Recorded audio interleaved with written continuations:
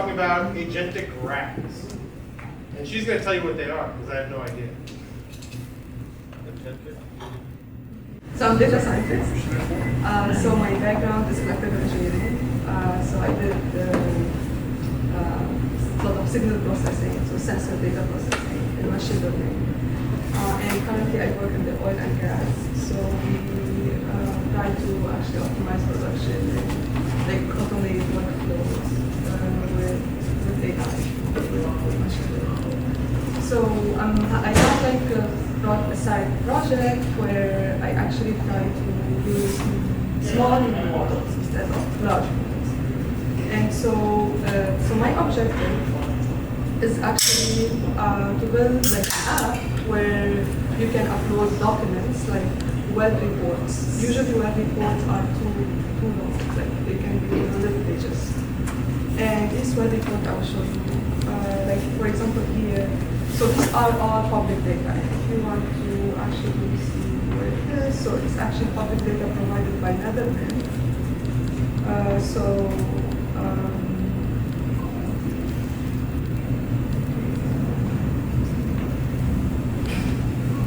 here they have like different data set, like for example, if you go drilling, you go to this web here, then you have documents, and you have different types of documents, like documentation about the well.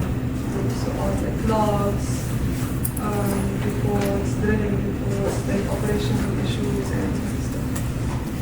So here, for example, I have 8 wells. Okay, so if I go here, well to show you like what kind of documents we have. So this is end of well report. So you see, so these documents, they present a lot of tables, and let me show you, so tables that, you know, it's not very like obvious for a model to actually understand, because, you know, you need people from the domain, you need engineers, you need geoscientists to actually pull information from here. So you have tables, you also have like plots that are also, you need, for example, for me, you know, if I want to pull information from here, you know, I would need, and actually I have like a person who's geoscientist, and I would tell him to explain to me what kind of information you actually extract from this table, from this plot, right? And usually actually a large part of maybe 50-60% of their time is actually to go through these documents and pull parameters and data from it, that they actually use this data to run some model and some simulations, but like they spend a lot of time going through these documents here. So my objective is actually see what they push the limits of like the light tools, okay, and also small models that can be deployed locally, and free tools, and see like how much I can get out of these documents. Like this. Yeah. So let me show you a little bit more of this. So this is, for example, the well, right? So here you have, this is how, so depth of well at different depths. So you provide this, right? So you have,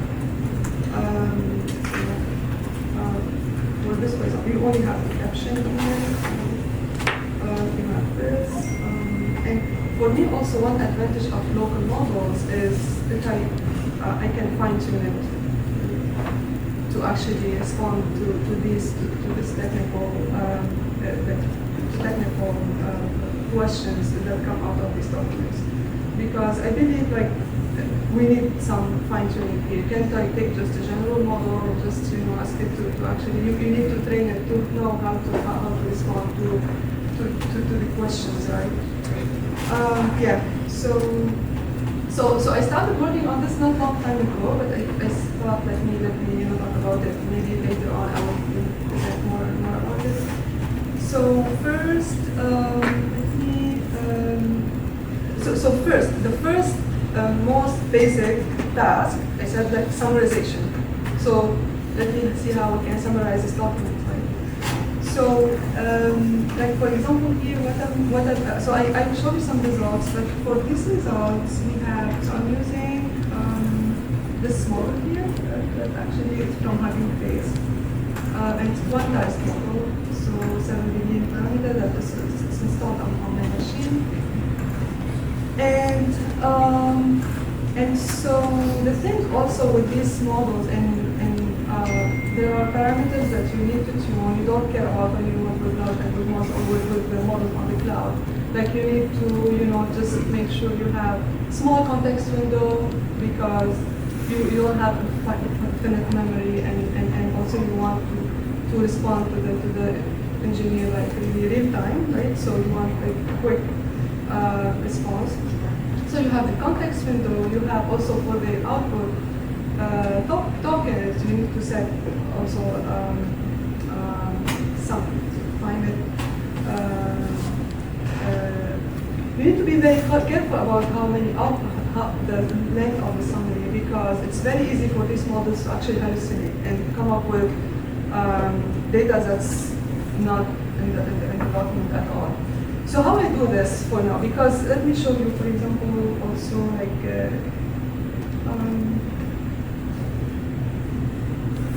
so I'm going to show you the statistics of for these words here, the number of words, right, that we have in the document. Let me see.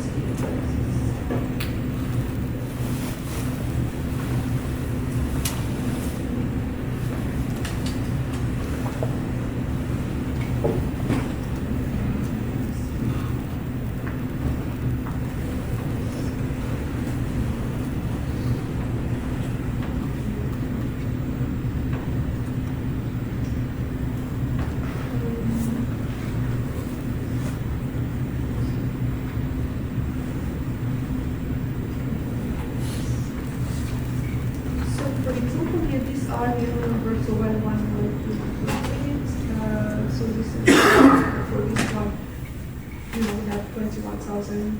Okay, it's not very large, but still, like you cannot just take these 21,000 K and just give it to the model and summarize it for me, right? We cannot do this. So what we say, we see the number of tables we have, the number of figures, the number of pages. These are relatively small documents that I'm testing on. Okay. So first, how I do this, right? For what I started as benchmark for me, as a baseline, right?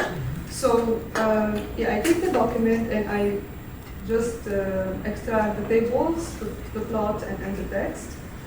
And for the text, I wanted to chunk it. So how I do it is I extract also the font size and type of the text, and I run an algorithm that, based on the size of the font and also the type, it can actually know the tree or the architecture of the document, like what's the roots, and then the chapters and the sections and the paragraphs, right? I don't think so I didn't I didn't quantify how accurate this is, but I just looked at it and just said, okay, this is not too bad. But so for example, let me show you these are the chunk exports,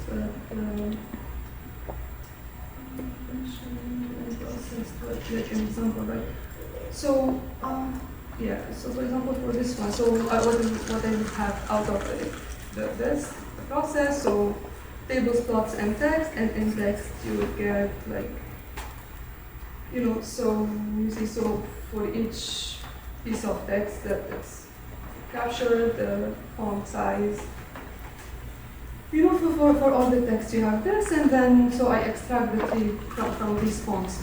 So I will have, in the chunks, I will be able to know what are the chapters and the different sections inside. Mm-hmm. So once I have this, I decided to do summarization per chapter, right? So, and also you need to be careful about, like, I set a size for the context, for the input. So for this, what I do, so I don't want to chunk and like randomly, anywhere. So we start like, okay, we start with the first section, move to the, to the next sections, and until so I decide to just stop just before the section ends. So, the sections are not like split. And so I do summarization per chapter. That's how I do it per chapter. And so I also spend, so I'm talking about like the complexity of this. So you spend a lot of time also designing the prompts, because for this kind of model, so for example, if you think about it, maybe you think that, yes, you can, if you can be precise, if you start to be precise and say, tell the model to actually find, give it more domain knowledge, tell it to find like objective is like specify the point. If you try to specify the point, then it will actually generate data that's not there, but it's just trying to follow exactly what you said. You see? So you need to be general, but not too general, and you cannot be too strict. So it's more complex. So I spent a lot of time just like trying different ways of the prompting and different like ways of requesting the summary, right? And so today I'm happy with what I got, but yeah, so you get like all crazy stuff before. So for example, like this is what I can show you. Like this is system prompt, right? So you are petroleum engineering technical writer, right? Specializing in summarizing web reports. So principles must follow, right? So accuracy, extract only information that explicitly appears in the text, never infer, guess, or generalize. If something is missing, write not specified in the provided text. And terminology, use standard petroleum terms, okay, tubing pressure, so I give examples. And units, you need to keep all measurement units exactly as written. And also I ask to provide page numbers, citations, right, and give output format. So this is system prompt. Like if you go to the, now we can go to the summary prompt, right?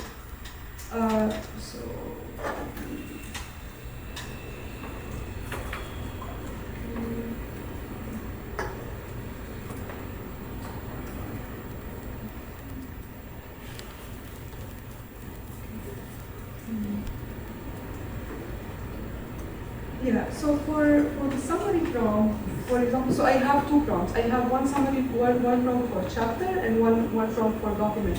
So how I do for the document, like after summarizing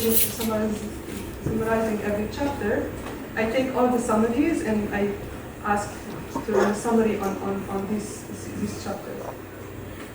So for the chapters, so I say, okay, you summarize this chapter, right, with this limit of words, so no more than this number of words. So write brief summary covering what this chapter describes. So include if present, right? If present, what operations or activities, objectives, and what was accomplished, technical details, problems encountered, and how they were resolved, figures, tables mentioned and their purpose. Companies or partners involved, and I also cite some rules, right? So so I do the same for this is for the full document. So I say combine each chapter summaries and I give it some rules. This worked. So after trying different things, this worked, and so I want to show you like. So after all this, I want to quantify the quality, right? So, and I don't have ground truth for now.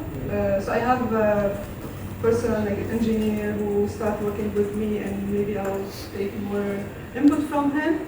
But for now, so what I decided to do, I said, okay, what we can do first, we can compare the chapter, original chapter with its summary, and at the same time compare the summary with other chapters from other documents, right?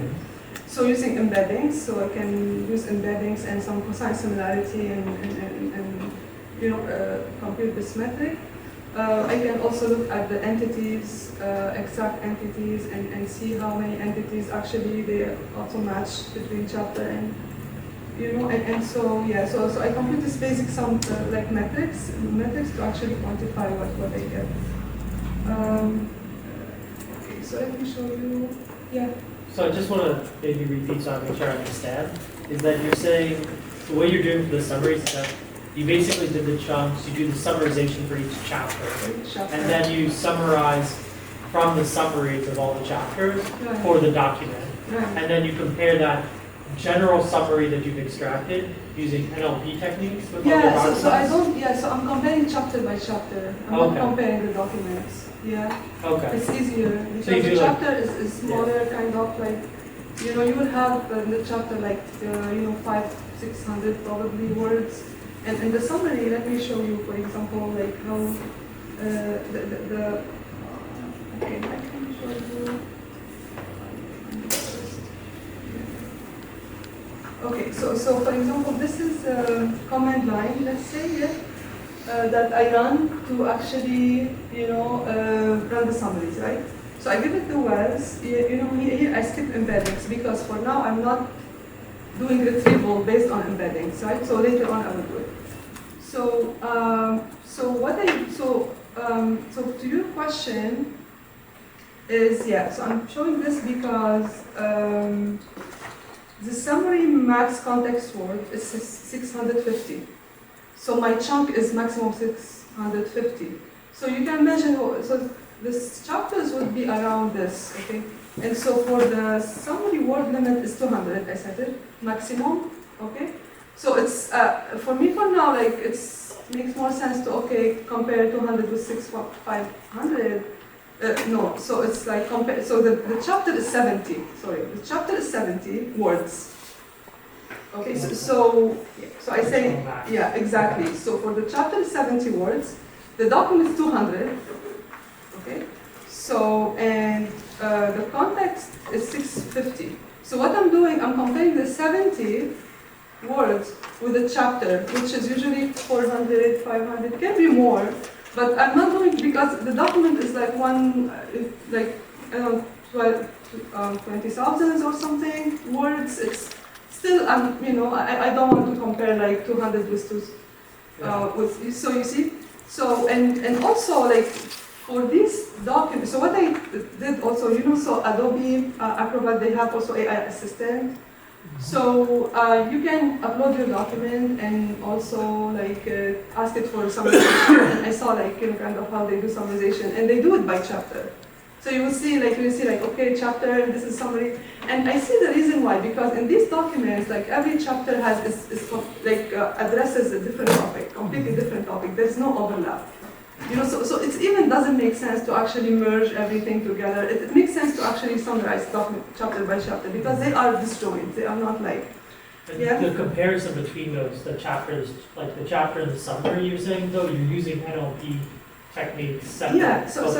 Yeah, exactly. So, are you like comparing the shape of the embeddings distributions between the two? So you actually, there is, you transform your chapter into embedding of like, the model give you like around 300 dimension vector. Mm-hmm. And so we also do the same for the summary, and you compute some similarity, so cosine similarity. Oh, I see, okay. Yeah, cosine similarity. Do you find better accuracy with cosine over Euclidean, or?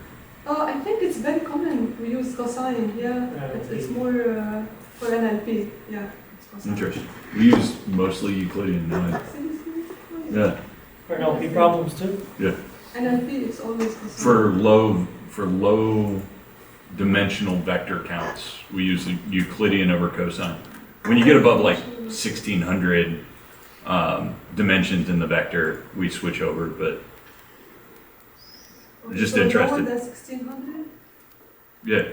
Lower than 1600. Cosine handles larger vector sets I see. better, but Okay. I've never used it on smaller ones in the last couple of years. I see. Huh. Yeah. Thank you. So I'm used to the cosine. No, they're basically but I didn't think, okay, I can write. That's good to know. Okay, so I wanted to, yeah, let me show you examples of actually summaries.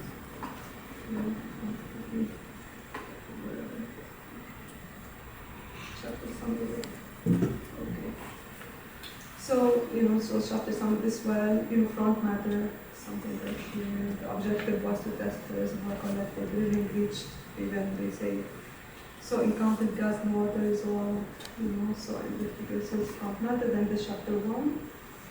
So they start. So for me, like when I see this, okay, it makes sense because I used to get a lot of nonsense. So okay, so yeah, this is how it is, right? So chapter by chapter, and then the final summary, Yeah. So okay. Please find something good.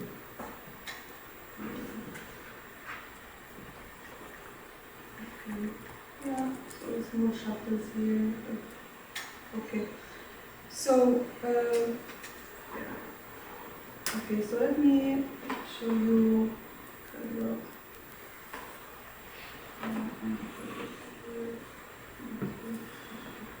So I want to show you the plots, right? Just kind of. Okay, so what I do here. It's so what I do. So this is similarity to source chapter. Okay, fidelity, and then the contamination, but it's not contamination because here, like when you call, so the contamination is exactly this cosine similarity, but computed with chapters that random chapters and average chapters. So you average this out. So so these are the chapters. Actually the wells here because let me see. No, these are the chapters from these wells, right? So, and I look at, where is the similarity compared to, the average from other chapters. I say, okay, this is not too bad for a small model, right? But, yeah, but it's still, yeah. So I want to, for example, next step for me here,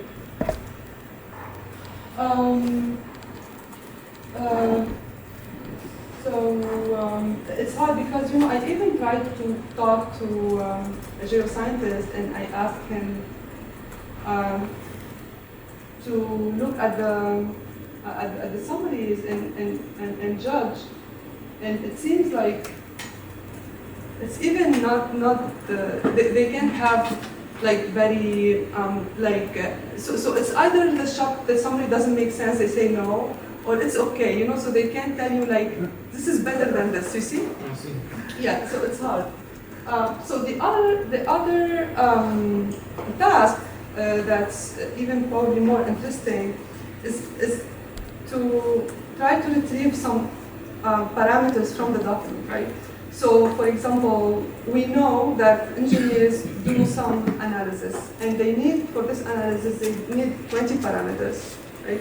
So, I want to actually also design prompts that can get me these parameters out of what? Out of tables and out of plots, right?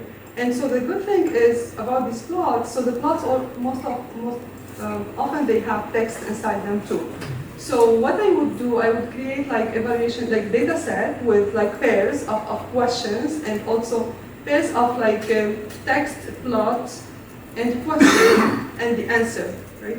And see if, and give it to the LLM and see if it actually learned the pattern. You see? Yeah, so that's an interesting, because it's more accurate, like you have an answer and you know whether it's true or false, Right. Yeah, so this is my next step. Yeah, for now. What I can show you also on so this is aggregate quality score. So what I do here is just I take all the metrics from the chapters and I take the average. And also I have summarization duration. So how long it took to actually summarize this document, right? So in seconds. So you see for some of them, I think the longest one takes like more, but that's what how long it takes. So I'm also monitoring this and I keep monitoring.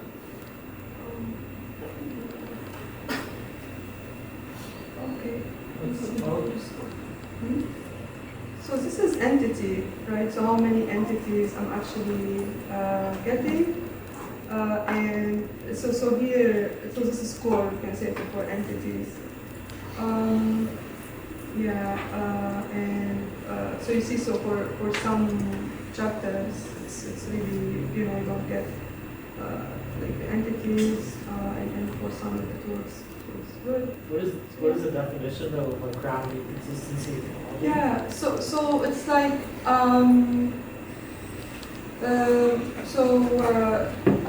so I just apply regex to actually get the entities. I'm not like doing any advanced models here, and I try to extract the dates and like one names and